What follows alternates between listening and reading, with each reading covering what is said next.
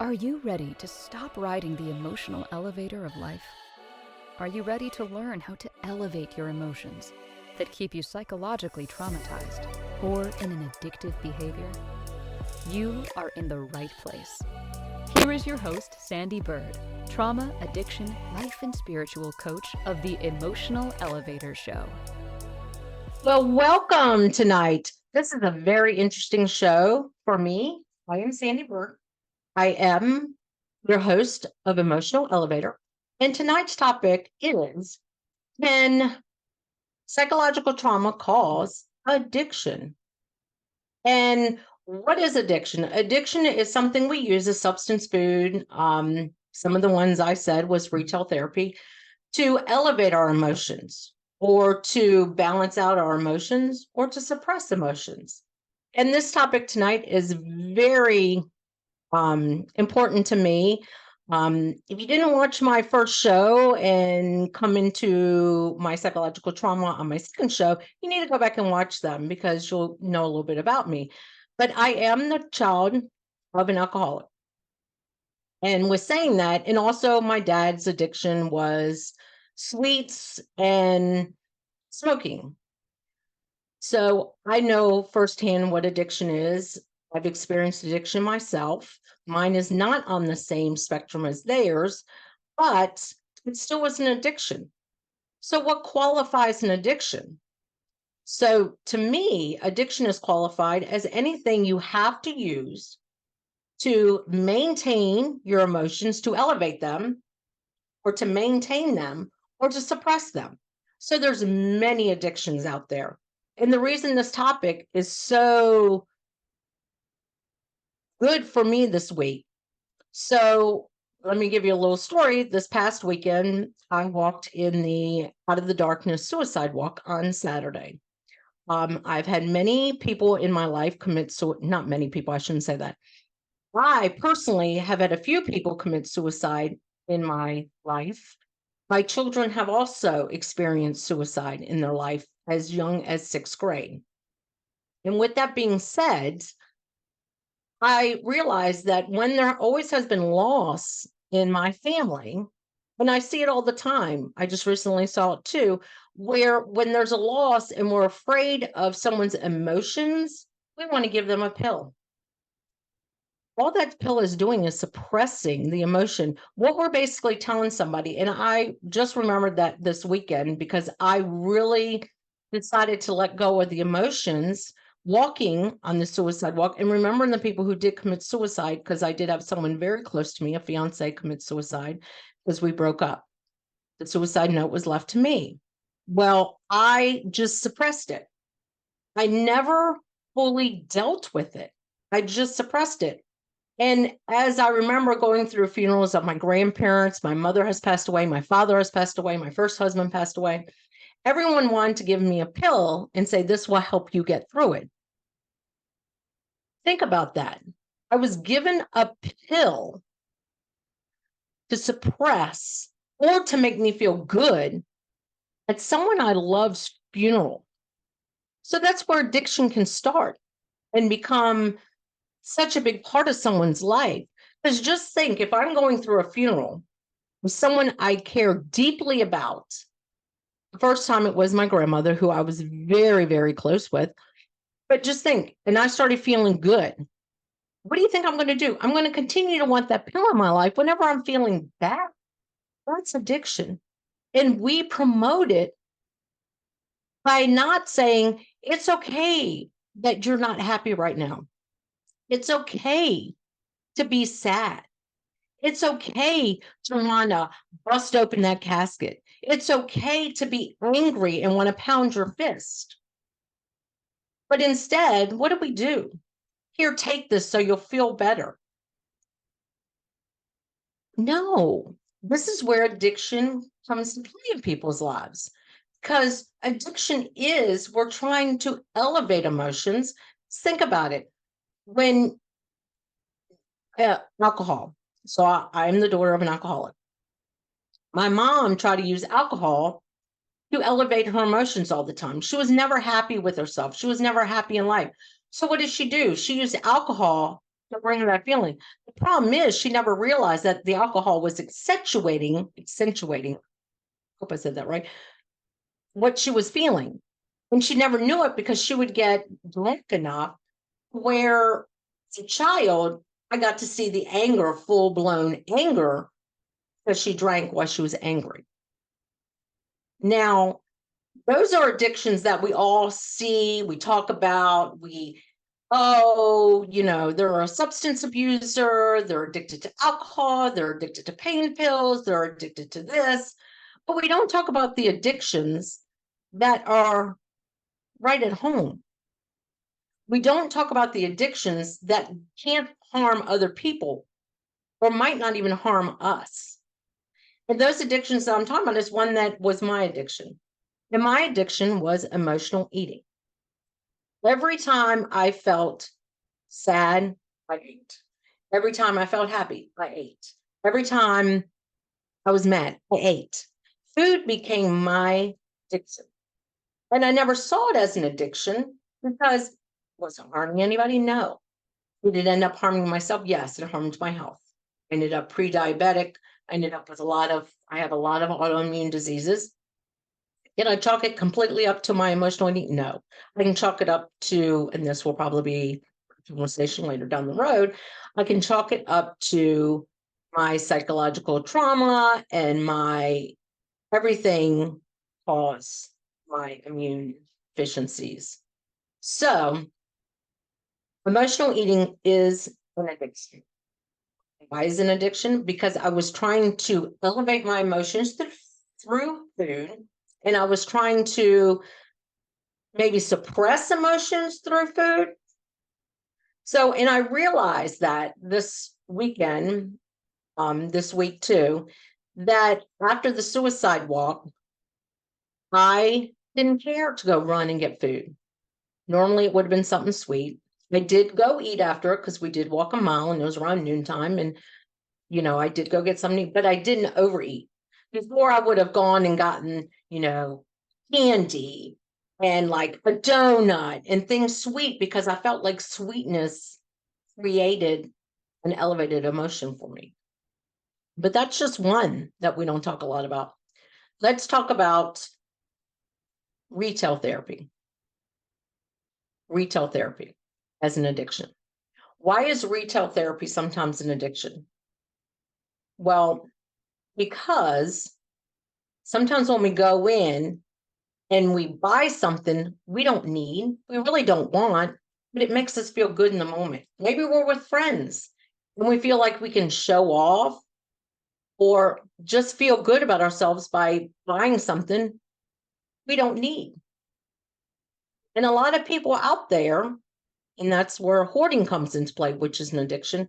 A lot of people out there do retail therapy as an addiction because when they're feeling sad, oh, I'll go buy myself a new blouse.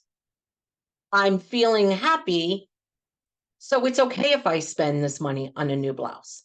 That's an addiction because we are also elevating our emotions by using retail when we really don't need those items, clothes, or sometimes we use retail therapy as an addiction for others. That's a big one there, people. Addiction for others. So when I got into my marriage now, between my husband and I, we have 6 kids. I also have grandchildren. I married into this relationship with grandchildren. I became addicted to retail therapy because I wanted to prove to other people that I could spend this money, I could buy these things, I could buy people's love. That is, of course, another topic, but that was part of my psychological trauma. I wanted to feel worthy. I wanted to prove my love to everybody by buying them. That's an addiction. And a lot of people don't associate that with addiction. They associate that with, I'm just doing for my kids like everybody else does. No, when you overspend to make yourself feel good, possibly make them feel good, that is an addiction. You probably never thought about that, but that is an addiction. Because if you have to buy things for yourself or for other people to feel good, that's an addiction. You're not doing it because they need it. You're doing it to elevate yourself. So that's an addiction. So thinking about this week, the beginning of this week, this is not a story to go, oh, I'm so sorry. This is a story to tell you that I had to, my husband's dog and mine was very ill. And over the weekend, we didn't think she'd make it through the weekend. We had to, on Monday, take her to the vet and put her down. Very, very, very sad. Old Sandee would have gone and said, you know what, I'm going to go home. I'm going to eat that gallon of ice cream. I didn't, because I wanted to feel what it feels like for that loss. I wanted to go through the emotions of a loss, because I've never really done that. I've taken a magic pill or take the shot or this or that when there's ever been a loss around me. I was able to completely go through the emotions of a loss because I didn't want anything to elevate my emotions. I didn't want anything to suppress my emotions. I wanted to feel them for the first time. And I do say that sincerely. For the first time, I decided to feel the emotions. And the best thing about that was that I didn't suppress any. So nothing was going to come up months from now, weeks from now, because I suppressed my emotions. I felt through those emotions and I'm still feeling through them. But the old Sandee would have ran to the freezer, gotten the ice cream or gotten some cookies or gone to the store. Hey, honey, go get the donuts. I would have completely used food to elevate or suppress my emotions. And I chose not to. And that's what psychological trauma can cause addiction, because it's the trauma that I have there that I must not go through this. I need something to make me feel better, because it is something that I experienced at a very young age. And I even put forth on my own children to not experience loss to the fullest, but do this or take this to make them not feel all the feelings they needed to feel in that moment. So could I have created addiction in my own children? Yes. I mean, yes, I did. Now, does it make a emotional eater less than an alcoholic? No, it doesn't. It just defines it as different. Can I drive a car after I've eaten? I won't eat more than one burger, so I don't know why I'd say this. After I eat a gallon of ice cream? Yeah, I can, but it's still an addiction and it still can cause harm. And it still can cause harm to other people if I end up with health problems, because I'm an emotional eater. And I'm going to dive. We're about to go to a commercial break, and then I'm going to dive even into more addictions that we truly don't think about. But there's a lot of shows around it, but they don't talk about it as an addiction. They talk about the corrections of the addiction. So in a minute, we'll be right back to Emotional Elevator. Again, I'm Sandee Byrd. You can reach me at Sandee if you want to email me, you can reach me at Sandee@emotionalelevator.com. You can reach me at theemotionalelevator.com. I'm being broadcast on Facebook, on YouTube, on many different channels right now. And you can also listen to me on Spotify. Wow, Apple. I'm drawing a blank right now. You can listen to me on many podcast formats. But we are about to go to a break. And I want to continue this conversation because a lot of people don't think about addictions. They just think about, oh, I don't have an addiction. I'm not an alcoholic.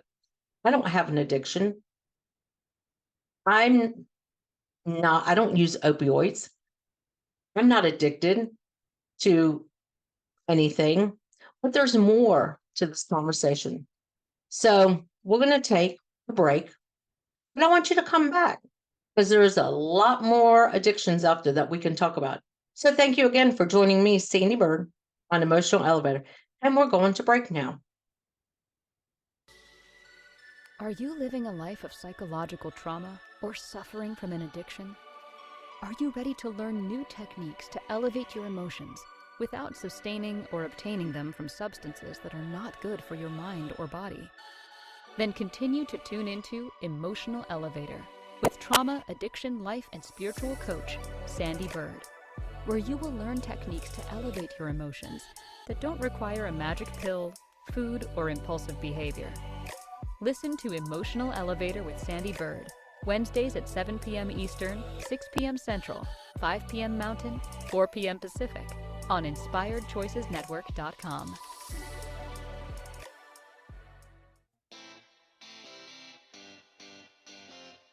Are you a subject matter expert?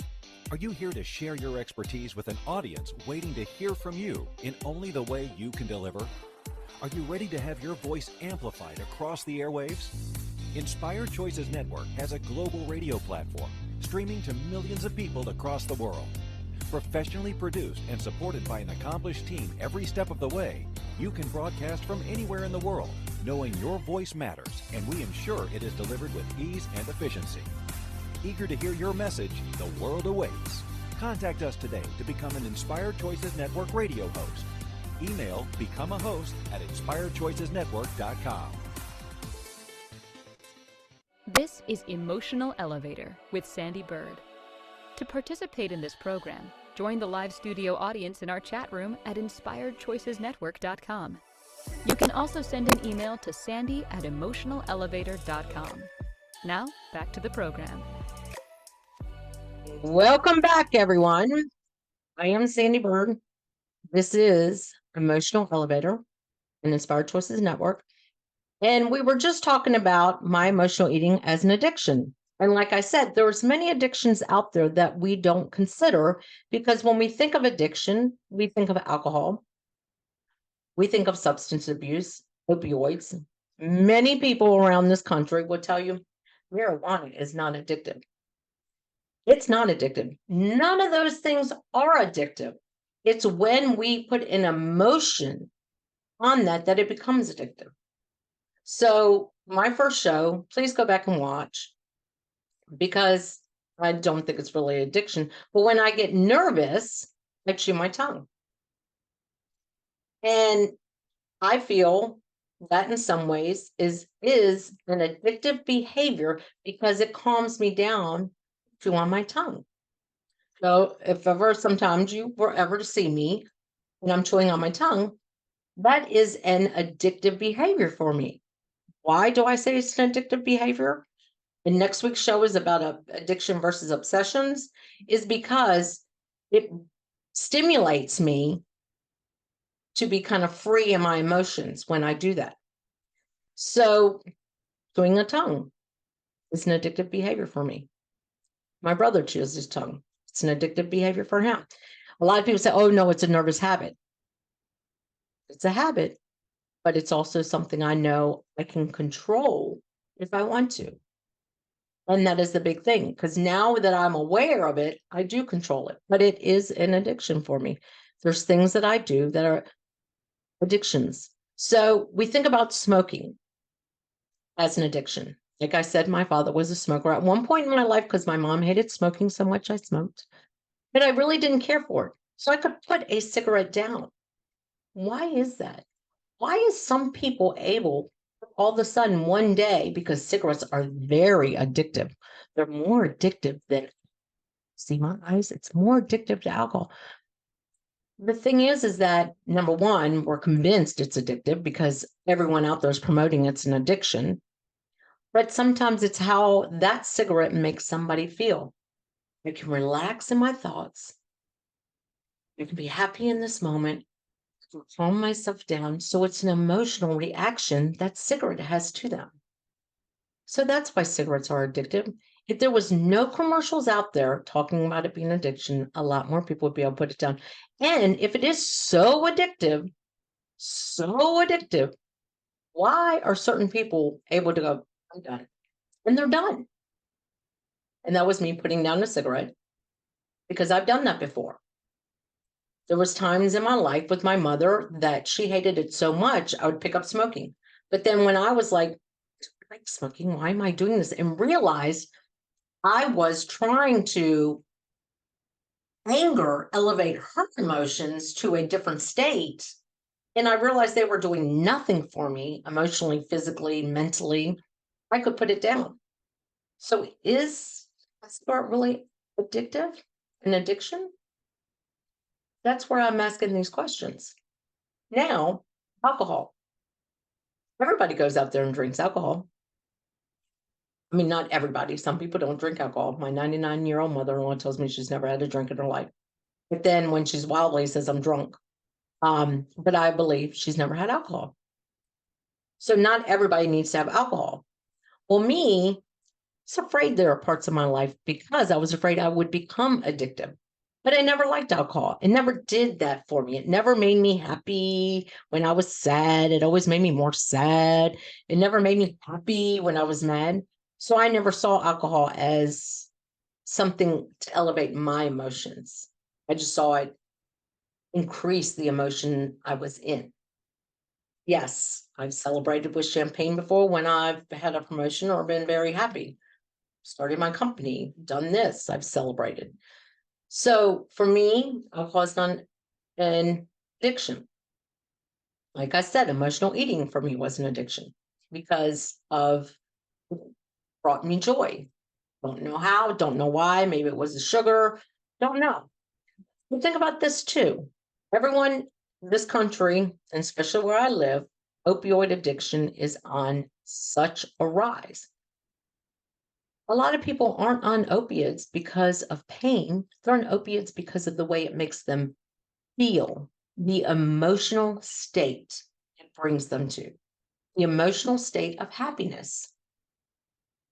Because if everybody was in that much pain and that's where the addiction came from, it's not. So think about that. Addiction is an emotional state. And like I keep saying, these are addictions we talk about. But there's so many shows out there that are reality TVs that are addictions. So now I'm going to go into one. Hoarding. Watch hoarding. It's hard for me to watch because we'll talk about this next week. I have OCD, and that's an obsession of cleaning. But that's next week's topic. I'm not going to go into that because then I'll talk about that. But think about hoarding. Hoarding is something psychologically that they are bringing in all this stuff. Most of it they don't need because a lot of it's trash, but they can't get rid of it because they have an emotional attachment to it. Do you really think they want to keep bags of their feces or cat urine all over their house or cat feces or rash from 5 years ago? No, it's because there's something in that brings them joy. So hoarding is an addiction. And that's the problem I have with some of these reality shows. If anyone's part of a reality show, sorry, but I'm going to say this. They talk about the steps that they take, but they don't talk about the reasons. They do talk about, well, when did you become a hoarder? But they don't go into it's an addiction. So you have these shows, but that's an addiction. And why aren't we talking about it? That it is a form of addiction, that having those items in their house are bringing them joy. So what are we going to do? Just take it all out and then try to tell them, figure out how to bring joy back into your life? Because then they're going to find something else. We all have a form of addiction. So that's one. Think about, what is it, my 600-pound body? I don't know what that show is. But when I was an emotional eater, I would watch that show for the reason, wow, I'm not that bad. Well, at least I'm not bad. Not that bad. So I elevated my emotions by watching a show with somebody who's 600 pounds when I hit a good 200 pounds. It could justify to me an emotional eater because everyone's on there talking about stomach stapling, all these procedures to get rid of the weight. But we're not talking, why don't we have the conversation on how they got there? Why don't we have the conversation on how they are addicted to the food? Sometimes I go into the traumatic event that happened to them. And that's where we go back to the traumatic event that happened to them. Like I talked about hoarding. There was a psychological trauma that happened to them where all of a sudden these are becoming addictive behaviors. What psychological trauma? A lot of the hoarding show was when they lost a child or a parent or a spouse, a loved one, and they become hoarders because they're trying to gather everything. I just hit my mic. They're trying to gather everything that brought them joy in that. So think about that. 600-pound, I don't know the whole name of that, but think about that. When they talk about the traumatic event, I've seen it on, I think, one where they talk about, I was teased at 5 because I was fat. So I'm just going to be fat for the rest of my life. Well, why don't we work on that part? Why don't we go through the show and talk about how we're working with them on getting away from the food as an addiction and talking more about and putting it out there, the psychological trauma from being a little bit chunky. Hey, I talked about this in one of my first, I think it was my first show. In the 5th grade, was an Amazon because I was 5'2", I want to say, and over 125, 30 pounds. I stopped growing though. I'm only 5'5", but I was one of the biggest kids.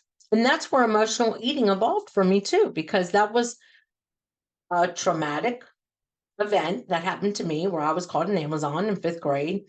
And I just kept seeing myself as an Amazon woman. So I have body image dysmorphia. But that led to my emotional eating addiction, psychological trauma, emotional eating, Amazon. They do correlate. So let's see, we've gone in a little bit of hoarding. We've gone into food, talked about cigarettes, how, there's people out there, it's not an addiction. Marijuana, let's go there. So marijuana is not addictive. It is a very good medicinal drug. I do not do the medicinal side of marijuana, but I do use CBD. I was going to say do, but I do use CBD sometimes to help me sleep. So I could be addicted to CBD because it allows me to sleep. That's another thing. But marijuana is preached that it's not addictive. It's not addictive. But if you're using it to obtain emotions, and I'm going to get in a story, and I'm going to keep getting into the story about marijuana because it has affected my family and people around me, where they do smoke every day because, it's not for a pain relief. It's because it makes me feel good. I can relax. My brain can slow down. I just put my hands on my head. I keep forgetting tomorrow this is a podcast. It slows my brain down. I can stop thinking for a moment. That is an addiction because you are trying to elevate or maintain an emotion, or you're trying to suppress the thoughts that are happening within your brain. So it's time for our second break. Wow, the time is flying. I think I could do 2 hours on psychological trauma and addiction. I think I've gone more into addiction and now I can correlate psychological trauma to this. But again, my name is Sandee Byrd. You are listening to the Emotional Elevator on Inspired Choices Network. I am being aired right now on Inspired Choices Network. If you're in the chat room, let me know. You also are watching me, possibly on Facebook, YouTube, many other platforms.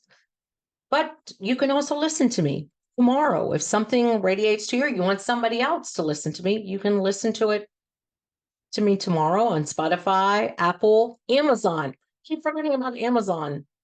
Some of us are addicted to Amazon, aren't we? Anyway, we're going to go to a commercial break.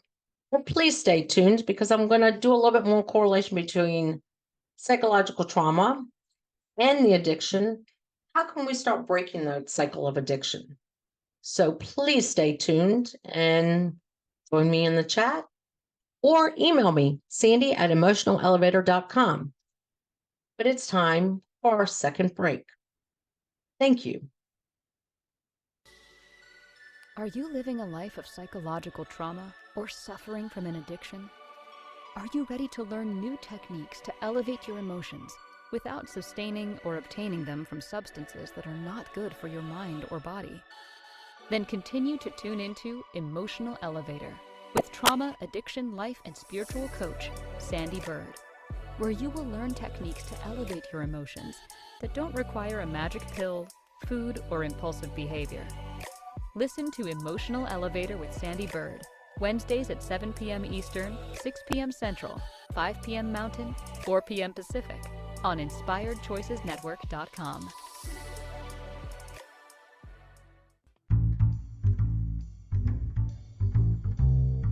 How wonderful would it be to carry your favorite Inspired Choices Network host with you throughout your day?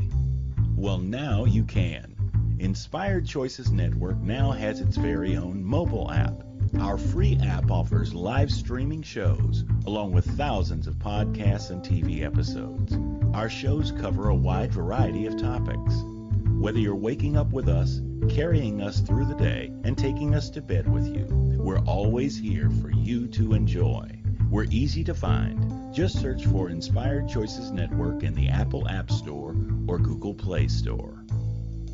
This is Emotional Elevator with Sandee Byrd. To participate in this program, join the live studio audience in our chat room at InspiredChoicesNetwork.com. You can also send an email to Sandee@emotionalelevator.com. Now, back to the program. Welcome back, everyone. Again, I am Sandee Byrd, and this is Emotional Elevator. And today's topic, of course, is psychological trauma can cause addiction. And I was just talking about marijuana and how marijuana is not an addictive drug, but it's when it's elevating our emotions that it is an addiction. There was a time in my life where I got high every day. And even my children were getting high every day to have that sense of joy, sense of relaxing, sense of quieting down that monkey brain or that mind. But why? Because they have, and I've had psychological trauma where the mind would race and tell me all these things that I wasn't good enough, I wasn't smart enough. The first time I got high was to be popular because I didn't see myself as popular. So when the popular kids were getting high and smoking, what do you think I did? It wasn't necessarily to gain emotions. It was to gain clout, to gain popularity, to gain a part of me that was psychologically traumatized, that I wasn't good enough, that no one liked me. No one wanted to be around me. So what did I do? I used a substance to obtain clout, to obtain popularity, to obtain emotions. Because then I continued to get high as things happened in my life to continue to have that elevated emotion. So when I said, does psychological trauma cause addiction? Yes, it does. Because we want something that's happened to us, psychological trauma, We want something to take the place or to make us feel that worthiness or to make us feel valued or to give us pleasure in our life. So think about when I started the show. I talked about when people passed away in my life. I want to say it started with my best friend when I was in high school, a month away from graduating. And we were all going to her funeral. Very devastating. I'm a senior, about to graduate, and I'm burying my best friend. And what did we do? We got high and took shots. Again, for what? To suppress the loss. So I had already experienced how to suppress feelings of loss, feelings of lack, to make myself feel better. I even got drunk a couple of times because it helped with my body image dysmorphia. I'm more beautiful when I'm drunk and I'm happy and I'm, talkative. People will listen to me when I'm drunk and I'm not making sense. Think about that. What is all that? That's what I talked about last week, psychological trauma. And that's what a lot of this has to do with. We don't just wake up and say, "Oh, my life is great, so I'm going to go get high." No, there's something that attracts us to it. Maybe it's popularity, but why would that attract that to us unless we're not feeling good about ourselves? And that is part of psychological trauma. Think about, opioids in this country and all over the world. People go get on an opioid. Boy, I'm stumbling on this. An opioid because of a pain. But then all of a sudden the pain's going away. But man, this is making me feel great. So they continue with it. So they're feeling good. Well, why do they need to feel good? Because of something maybe that they're trying to suppress. So it's not just about elevating the emotions, it's about suppressing it. And that's why, and I do remember being at a funeral, I can't remember what funeral this was. And the collection plate that they send around at a church, it was a pill plate. And I remember this so vividly, and I can't remember whose funeral it was. No, glad I don't, because I wouldn't want to air this. But I remember it was like a collection plate at the church, but it had like pills in it for everyone to take so we could elevate our emotions and suppress our loss. I would use a foul word right now, but I'm not. That was messed up. So we're basically saying, and psychologically traumatizing ourselves, we don't want to feel loss. We don't want to feel anger right now. We don't want to feel hurt. We don't even want to feel good. That person who might have been in pain and died, we don't want to feel good about that either. What we want to do is elevate our emotions at this funeral, or we want to suppress what we're feeling. That's wrong. That is what gets us into these addictive behaviors. When we choose a substance, food, clothing, trinkets, marijuana, alcohol, smoking. There's many. I've seen shows on weird addictions. Eating chalk, I think, was one of them. Bath salt, all that kind of stuff. People are doing to either suppress an emotion from a psychological trauma or to elevate their emotions because they don't know how to work on that psychological trauma. And that's why I am your trauma, addiction, life, and spiritual coach, because it's realizing and diving deep into what is that psychological trauma and how can we use natural, being out in nature or going for a walk or jumping in a luminous lagoon to elevate your emotions. Because you don't need something to elevate your emotions. You don't need something to suppress your emotions because we were given emotions so we can go through them. I don't know anyone in their life that hasn't experienced loss. And it's wrong for us to say, no, you should suppress that. You shouldn't feel that. I don't know anyone in their life that's never been angry. you should feel anger and feel, what does it feel like in my body? What do I feel like when I'm angry? Is it a good feeling? Is it a bad feeling? Go through that as I'm pounding on my chest. And if you're listening to me, you're not going to hear that or see that. But that's what I'm saying. We have all these emotions and we need to learn to regulate them ourselves and not use a substance, food, clothing. There's even more. People pleasing, I think, is a form of addiction. When we go out and we do everything for everybody else and not for ourselves because it makes us happy, but then we're really miserable. That's an addiction. So, what is it you can do to start elevating your emotions and stop suppressing them? Stop eating. I mean, I don't fully stop eating, but journal around it. I am a big, and I'm going to write a journal, a big person on journal. When I am somewhere where anger is not the emotion I want to experience, this is what I do. Thank you. I acknowledge you, anger, but right now I don't want to feel angry. So revisit me later because maybe it's something someone did to trigger me. So that's why anger came up. And in the moment, I'm just letting it go. But going back to it, I keep my phone on me a lot and people think I'm texting. My husband always says, "You're texting now." But sometimes when something triggers me, because I want to be in the moment and I want to be happy because this is a joyous time, but maybe someone walked by and said something that triggered me. So I text a text to myself or send myself an email or even put a note in my phone.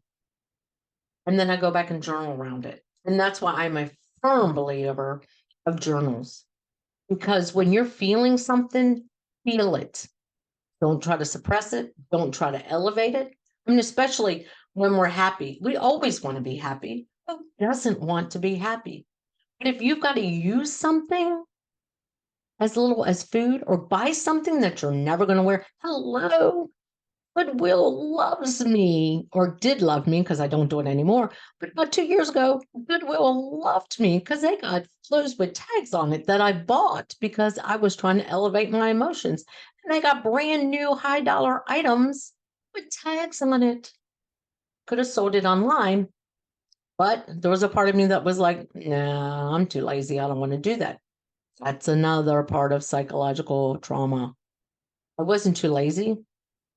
I just thought I could bring joy to somebody else because in the moment I did have that joy.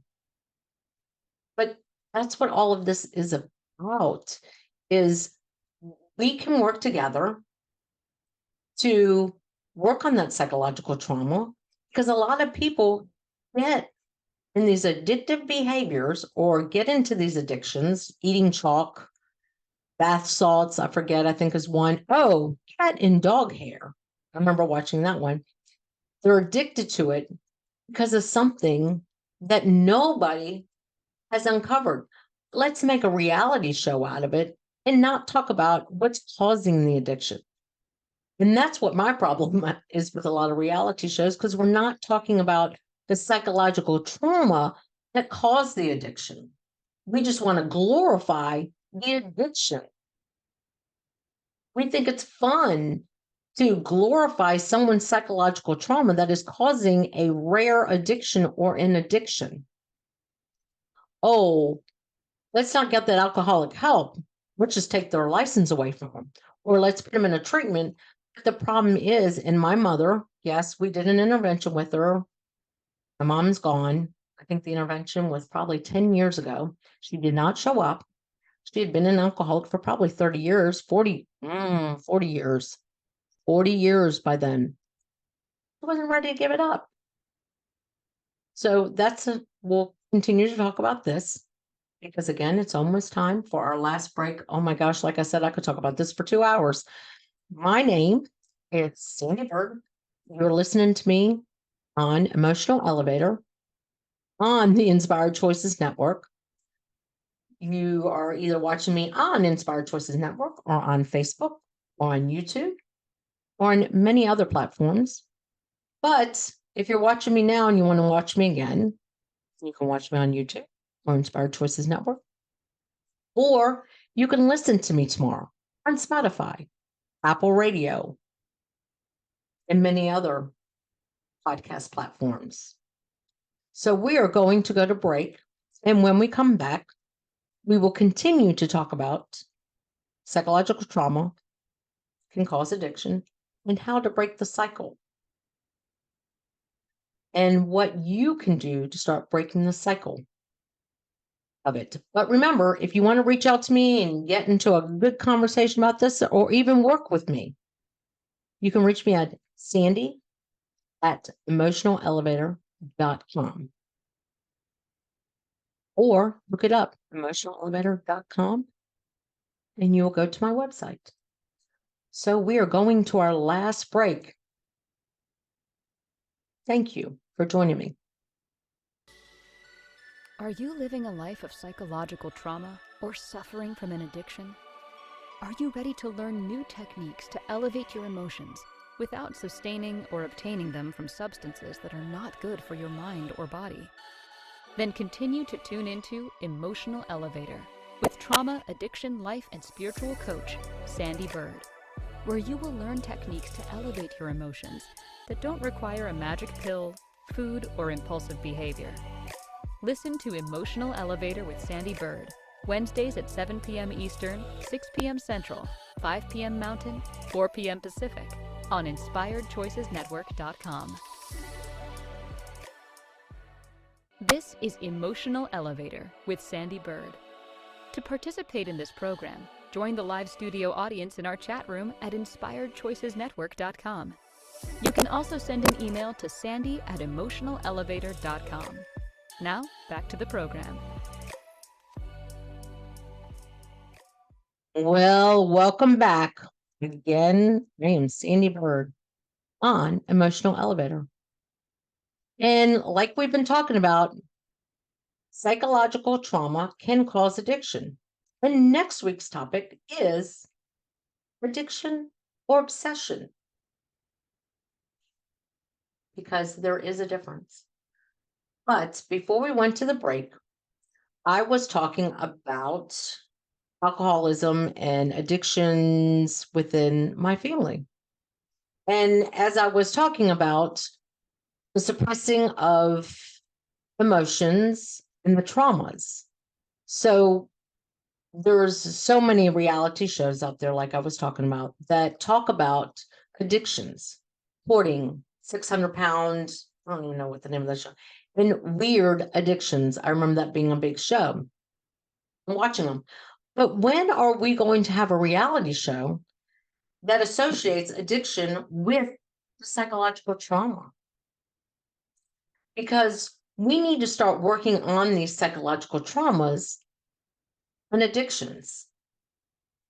So think about another addiction, which was an addiction for me, because at one point I did suffer from a little bit of blemishes, and I was addicted to OxyClean, I think it was called, whatever it was called. And I would literally almost take the skin off my face because I would cleanse it so bad because I'd gotten a zit and I got teased about it. There was many teenagers that got to take a pill or something to get rid of the blemish because of something someone said to them. So what I was talking about too was about elevating your emotions so you don't have that addiction, because we all have a form of addiction. There's people out there that have body dysmorphia that go out and bodybuild and do obsessive lifting or something like that because they were teased that they were scrawny or something. So that is associated with psychological trauma. But what can we do to elevate our emotions so we don't have to take on that addiction? And like I was talking about, journaling, and just being aware when you're sad, Embrace sadness. Embrace it. Why am I being sad? Oh, it is sad. I talked about I lost my husband and I say our child because we couldn't have children together. That was our child. I lost our child, our dog, our Ava. And yes, it hurts. But for the first time in my life, I could embrace loss. Am I sad? Yes. Oh, but what I figured out right away, my dog was suffering. I put humans out of their misery if they were suffering. I wish we could, but we can't. And I gave my dog the freedom to go back to heaven and run around with all the other dogs up there that I've had in my life, my husband's had in life, and stop the suffering. But yeah, was I crying? Do I still cry at night when I get in bed and she's not there? Yeah. But at the same time, I can embrace the sadness, but also turn it around and make evidence why I can be happy also in this moment that she doesn't have to suffer because she suffered. And as much as I want her here, do I want her to suffer for my joy? No. But now I know I don't need to run to the kitchen and grab the gallon of ice cream because my dog passed away and I need to suppress it because I should not feel lost and I should not be angry and I shouldn't be sad. I should feel joy all the time. That's bullcrap. We should be able to feel all of our emotions and be okay with it. But instead, we need to walk around with these fake faces and these fake feelings. So we take something or thinking about taking something, people who are addicted to stealing. Think about that. There's people addicted to stealing. And I remember there was an actress. I wish I would have looked this up. People are addicted to stealing as an addiction. What are they trying to fulfill? Maybe the lack of, maybe they didn't have anything. I don't know. You don't know. That's another investigation for me. But next week, we are going to dive into addiction versus obsession because some people even have those mixed and how psychological trauma can play a part in both of those. But it's okay to feel your emotions. Be happy you have the emotions because there are some people who don't have that because they lacked that part of their brain where they don't have emotions. They can't feel pain. They can't feel sorrow. They can't feel that. So think about all the many emotions, 400 emotions in a day. How many of those do you want to suppress? How many do you want to elevate? Oh, I was told Winona Ryder was the thief. He stealed because she had some psychological trauma there. But think about that. We have 400. This was on my first show. We have over 400 emotions in a day. How many of them do you want to suppress? How many of them do you want to elevate? Why do you not want to feel all 400? That's amazing. 400 emotions in a day. Amazing. So thank you for joining me tonight. My name again is Sandee Byrd. You can reach me at sandy@emotionalelevator.com. And please share this if you have friends that have addictions, emotional eaters, hoarders, retail addictions. But again, thank you for joining me tonight on Emotional Elevator. I am Sandee Byrd.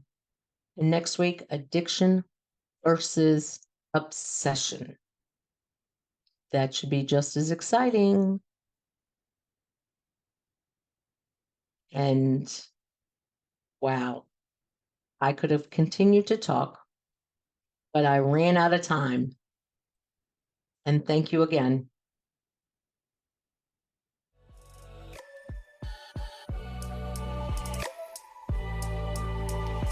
Thank you for listening to the Emotional Elevator Show. Sandee returns Wednesdays at 7 p.m. Eastern, 6 p.m. Central, 5 p.m. Mountain, 4 p.m. Pacific on InspiredChoicesNetwork.com. Until then, start elevating your emotions and stop riding the emotional elevator that is stopping you from living the life you deserve.